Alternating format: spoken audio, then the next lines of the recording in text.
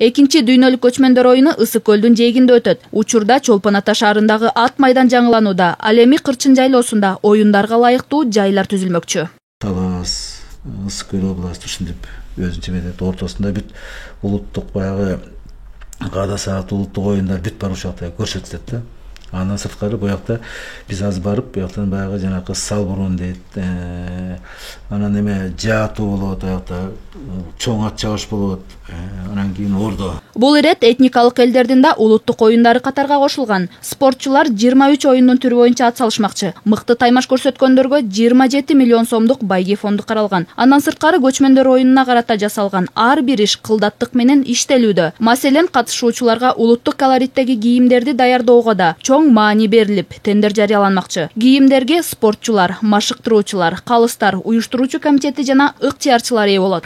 Кээ бир ушулар болот да, бир нерсени кийинтип чыгаргандан кийин ал бир эле жолу кийип чыкканга жумшалат да, кийин жөнүнө бир жерде же сандыктын түбүндө же ошол бойдон калып калат да. Ошол жагын да карап атабыз. Бизге мындай ошол мамлекет берген акчаны эффективдүү колдонуш керек болуп атат. Бул кийим-кечекке бюджеттен 9 миллион сомдун тегерегиндеги каражат каралган. Анын эсебинен 400дөн ашык адам атайын формалар менен камсыз болуусу керек. Ал кийимдер кыргыз жүзүн чагылдырып жаткандыктан көрктүү кийим болуусу абзел деген талап коюлган.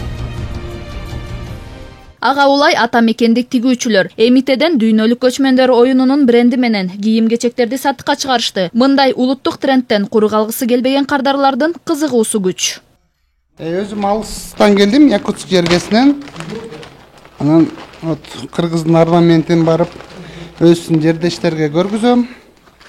Бардым Игорь Кочевниковдер, дүйнөлүк чемпиондор оюндары бизде дагы көрөбүз. Якутск өзүнүн элдери да келет бул жака. Түрдүү футболка, сумка, баш кийимдер, шортик жана уюлдук телефондун кабы. Мунун баары атайын көчмөндөр оюнун жайылтуу максатында тигилген.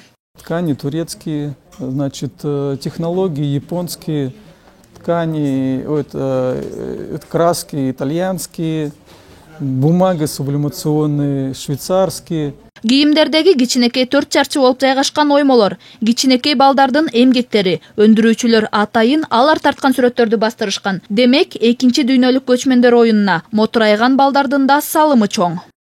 Учурда бул кийимдердин топтомун 40тан ашык өлкөгө сунуштадык. Эми эле Казакстан жана Орусиядан буйртмалар келип түшө баштады. Иш-чара күз айына туура келгендиктен, аба айына ылайыктап, атайын спорттук костюмдарды да тигебиз. Биздин максат жон гана тигип коюу эмес, көчмөндөр оюнунун маанайын чагылдыруу, аны кеңири жайылтуу.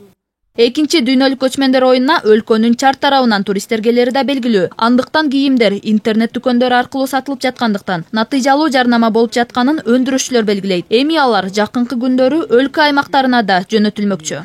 Жайнагүл Тазабекова, Павел Шланчак, Пирамида кабарлары.